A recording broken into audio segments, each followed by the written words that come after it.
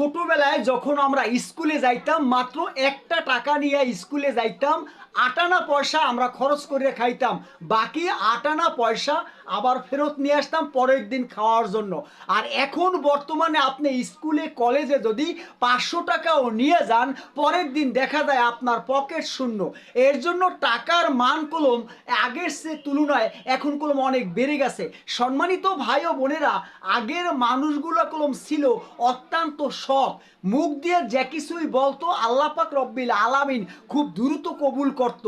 আর এখন বর্তমানে আমরা যারা আছি, আমরা কোনো মিথ্যে কথা সাজিয়ে গুছিয়ে বলতে পারি।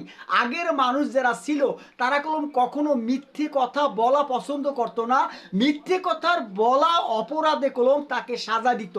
এখন দেখেন দাদার বাবা, নিজের বাবা যারা চলে গেছে না ফেরার দেশে, আমরাও যতটুকু ভালো রয়েছি, আমাদের ছেলে সন্তান যারা রয়েছে তারা কি এতটুকু ভালো থাকতে পারবে?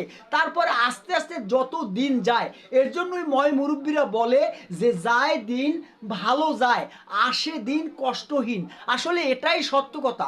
আমরা যারা অনলাইনে কাজ করি, এই ফেসবুক বলেন বা ইউটিউব বলেন, আমরা কলম এই ফেসবুকের মারফতে বা ইউটিউবের মারফতে আল্লাহ পাক রব্বিল আলামিনের হুকুমগুলো, নির্দেশগুলো প্রতিটা মানুষের কাছে সার্কুলার করতে পারি। তাতে কলম আপনারও সওয়াব হবে, আমারও সওয়াব হবে। কিন্তু আমরা কি করি, আপনার নাচ গান ড্যান্স এই ধরনের ভিডিওগুলো আমরা দেখি বেশি।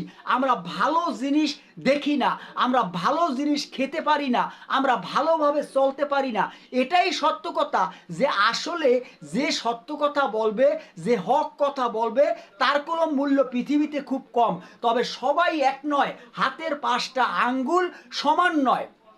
এই পৃথিবীতে যতই নবীরা এসেছে, প্রতিটা নবী কলম এই দুনিয়ার বুকে সুখ শান্তি করতে পারতো, কিন্তু কলম তারা করে নাই। কোনো নবীর নামে একটা বিল্ডিং এই পৃথিবীর বুকে নাই। কেন নাই? কারণ হচ্ছে আমরাই হচ্ছি তার উম্মত। এই উম্মতরা সুখ শান্তি করবে, উম্মতরা তাদের কথা স্মরণ করবে।